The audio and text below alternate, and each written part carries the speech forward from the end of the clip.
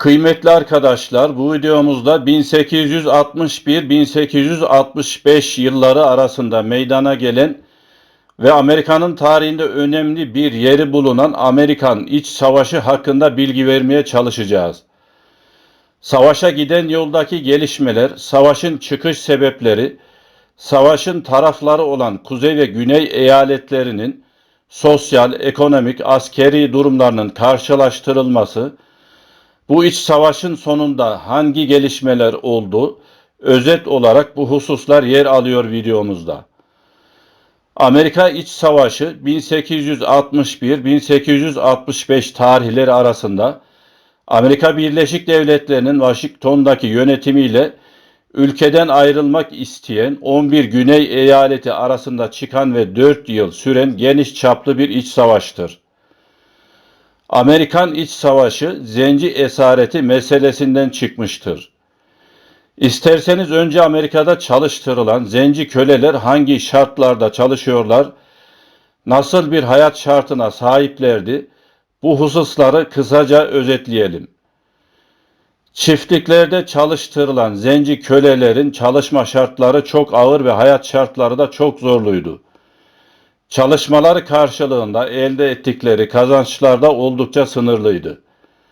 Zenci köleler çiftliklerde çok sıkı bir disiplin altında çalışıyorlardı. Hiçbir esirin kaçması mümkün değildi. Kaçmaya kalktıklarında çiftlikte görevli beyaz yönetici, kaçan zencinin peşinden hemen köpekleri salardı. Daha kötüsü de esirlerin satışı dolayısıyla zenci aileler parçalanıyordu. Zencilerin eğitim, öğretim ve gelişme hakları da yoktu. Zencilerin içinde bulunduğu durum genel hatlarıyla bu şekildeydi. Zenci esareti meselesi Kuzey ve Güney devletlerini, eyaletlerini tam bir zıtlaşma içine sokmuş, iki bölgeyi karşı karşıya getirmiştir. İki bölge arasında bulunan sosyal ve ekonomik farklılıklarda zenci esaretinden doğan anlaşmazlık ve çatışmanın şiddetlenmesinde önemli rol oynamıştır.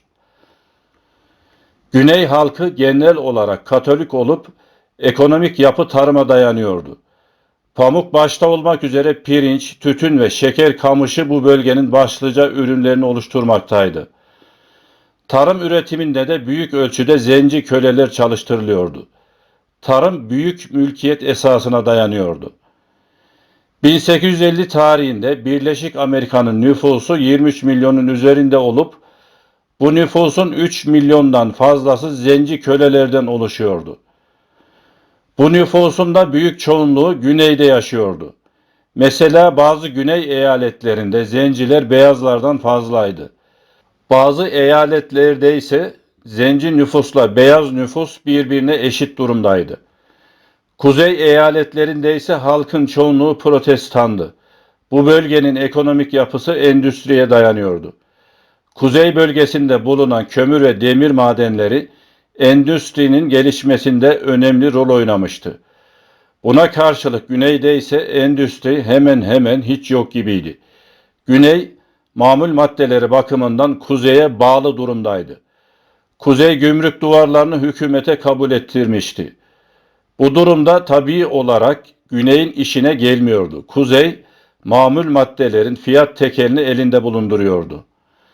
Diğer taraftan kuzey eyaletleri esir işçinin endüstriye faydalı olmadığını görmüş, 1827 tarihinde zenci esaretini kaldırmış ve ücretli işçi sistemini kabul etmişti. Kuzey aynı zamanda emek pazarında üretimin artması ve bu suretle işçi ücretlerinin düşmesini sağlamak için güney eyaletlerinde de esaretin kaldırılmasını istedi. Kuzey'in bu isteği Güney'in ekonomik çıkarlarına tamamen ters düşüyordu. Zenci esaretinin kaldırılması demek, Güney'in büyük çiftliklerinin boş kalması veya en azından tarımdaki üretim maliyetinin artması demekti. Görüldüğü gibi Amerikan İç Savaşı'na giden yoldaki gelişmeler tamamen ekonomik nitelikteydi. Zenci esareti meselesi 1830'lu yıllardan itibaren özellikle kuzey eyaletlerinde hareketlenmeye başladı ve adım adım şiddetlendi. Kuzey eyaletlerinde bazı kulüpler, dernekler veya gruplar zenci esareti aleyhinde kampanya başlattılar. Bu gelişme zenci esareti taraftarlarıyla karşıtları arasında gösterilere sebep oldu. Bu gösterilerde birçok kişi öldü. Kuzeydeki bu gelişmelere güneyde tepkisini göstermekten geri durmadı. 1835 tarihinde Güney Carolina valisi James Hammond konuyla ilgili olarak esaret cumhuriyetçi yapımızın temel taşıdır sözleriyle esir zencilere, köleliğe bakış açısını net bir şekilde ortaya koyuyordu. 1848 yılında Kaliforniya'nın alınması yeni bir sorun ortaya çıkardı. Burada zenci esareti kaldırılacak mıydı yoksa uygulanmaya devam edecek miydi?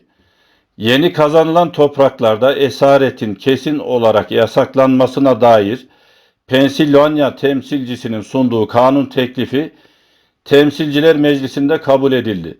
Fakat Senato'da reddedildi.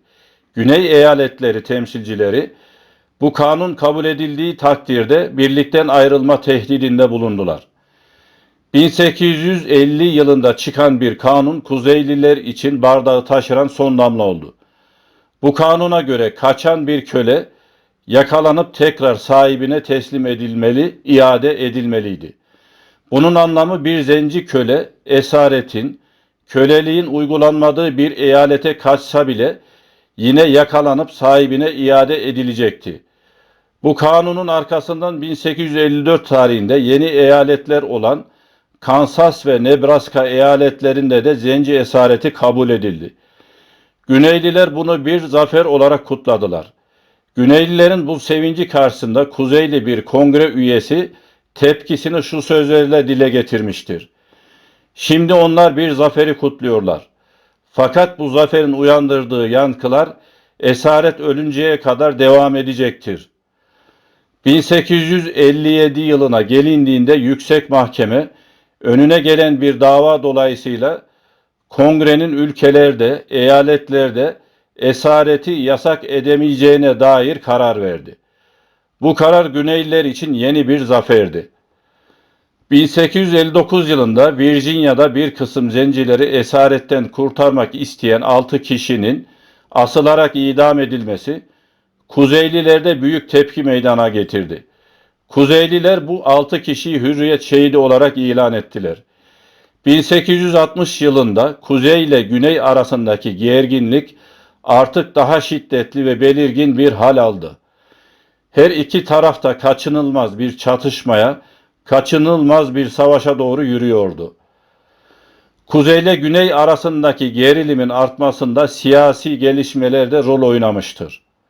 1850'li yıllardan itibaren Güney'in Kuzeyliler karşısındaki durumu giderek zayıflamaya başladı.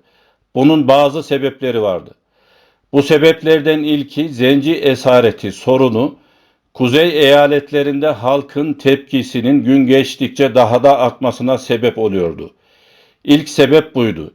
İkinci sebep Güney'in kongredeki kuvvetinin giderek zayıflamaya başlamasıydı. Çünkü Amerika'nın nüfusunun 1/3'ü güneyde, 2/3'ü kuzeyde yaşıyordu. Bu durum kuzeyin kongredeki temsil gücünü de aynı oranda artırdı. Son olarak Amerikan iç politikasına egemen olan kuvvetlerin yapısı da değişmeye başlamıştı. Bağımsızlığın ilk 40 yılının 32'sinde hep Virginialı politikacılar başkan seçilmişler ve bu suretle muhafazakar düşünce Amerika'nın siyasi hayatına egemen olmuştu. 1829 yılında Andrew Jackson'ın seçilmesiyle bu gelenek yıkıldı. Eski muhafazakar kuşağın yerini genç ve liberal kuşaklar almaya başladı. Bu gelişmelerin neticesinde 1850'li yıllara kadar güney ile kuzey arasında korunmaya çalışılan denge kuzeyin lehine olarak değişmeye başladı. Bu gelişme güneyi telaşlandırdı ve güney federal sistem içinde eyaletlerin hakları konusunu ortaya attı. Esaretin, köleliğin doğrudan doğruya eyaletleri ilgilendirdiğini, federal hükümetin buna müdahale edemeyeceğini ileri sürdü. Konu bu şekilde bir anayasa meselesi haline geldi. Kuzey temsilcileri, birliğin korunmasının esaret, kölelik taraftarı eyaletlerle esaret karşıtı eyaletler arasındaki dengeye dayandığını, yıkılmaya başlayan dengenin tekrar kurulmazsa birliğin parçalanacağını söylüyordu. Güney ise birliğin parçalanmasını göze almıştı. Kölelik, zenci esareti sorunu siyasi partiler içinde de bölünmelere sebep oldu.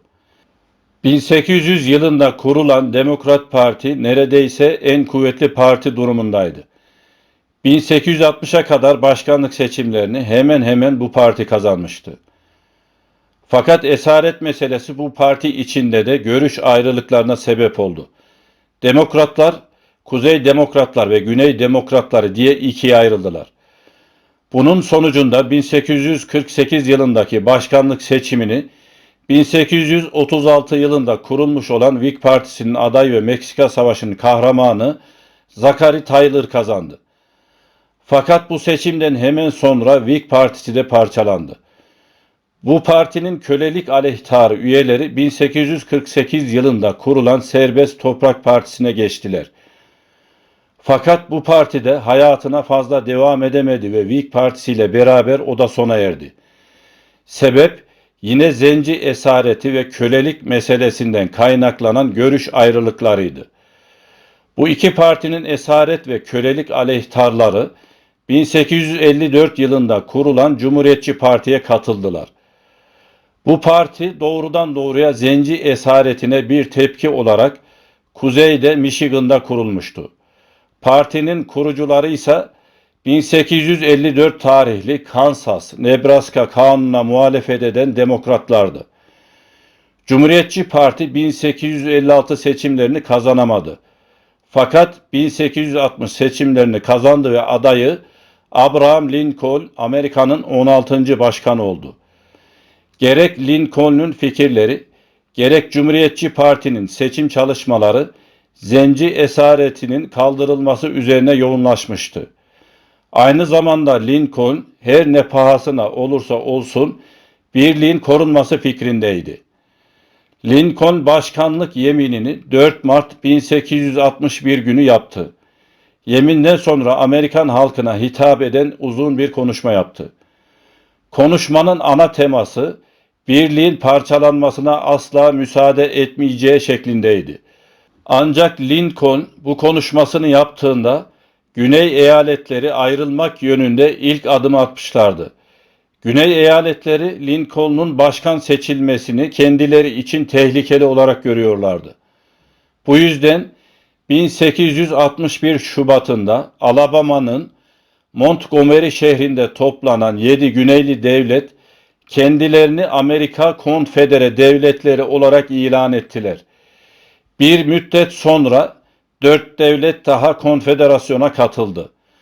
Konfederasyon 12 Nisan 1861'de ilk topu atarak Washington hükümetine karşı savaş ilan etti. 4 yıl sürecek olan iç savaş 9 Nisan 1865'te sona erecekti. Savaşa her iki tarafta kendi zaferinden emin olarak ve savaşın kısa süreceğine inanarak başladı. Birlik üyeleri yani Kuzey 23 ülkeden oluşuyordu ve 22 milyon nüfusa sahipti. Konfederasyon yani Güney eyaletleri ise 11 devletten meydana geliyordu ve nüfusu 9 milyondu. Ancak güneydeki bu nüfusun 3,5 milyonu zenciydi. Kuzeyin sahip olduğu 22 bin millik demir yoluna karşılık Güney'in demir yolları 9 bin mildi. Birlik ülkeleri yani kuzey eyaletleri kuvvetli bir endüstriye sahipti. Bütün silah ve cephanesini kendi üretiyordu. Güney eyaletleri ise bunun büyük kısmını dışarıdan ithal ediyordu. Kuzeyin bu avantajlarına karşılık güneyinde azim ve inadı vardı. Güney savaşın bir ölüm kalım savaşı olduğunu biliyor, savaşı da bu düşünce ve azimle yapıyordu. Her iki tarafta savaşın kısa süreceğine inanıyordu. Fakat savaş 4 yıl sürdü. Kuzeyin asker sayısı 2 milyon, Güney'in ise 1 milyondu. Savaşın sonunda Kuzey'in ölü sayısı 360 bin, Güney'in ölü sayısı ise 250 bin kadardı.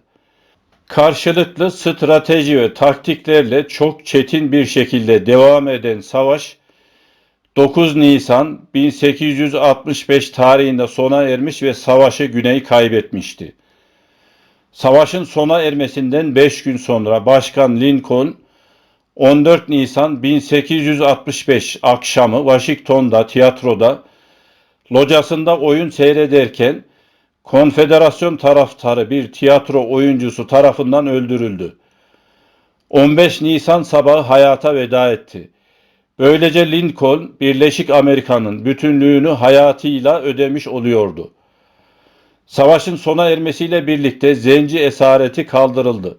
Fakat Zenci esaretinin kaldırılması ilanı ve anayasada yapılan değişikliklerle Zenci esareti sorunu yine çözülemedi. Lincoln'dan sonra gelen politikacıların kötü politik uygulamaları, Kuzey ile Güney'in arasında kurulması için çalışılan dayanışmanın gerçekleşmesini bir müddet daha geciktirdi. Savaştan sonra da Zenci esareti meselesinde uzun yıllar mücadele verildi. Verilen bu mücadelelerin neticesinde Zenciler hürriyetlerine kavuştular, oy verme hakkına sahip oldular. Bazı güney eyaletlerinde siyasi mevkilerde Zencilerin eline geçmeye başladı. Ancak bu gelişmeler Zenci beyaz çatışmasını daha da artırdı. Zenci çoğunluğu tehlikesi karşısında kuzeyden güneye göç akımı başladı. Bu da çatışmayı artıran sebeplerden birisi oldu. Gerek toplum hayatında gerekse kamu görevlerindeki bu Zenci beyaz ayrımı 20. yüzyılın ortalarına kadar devam etmiştir.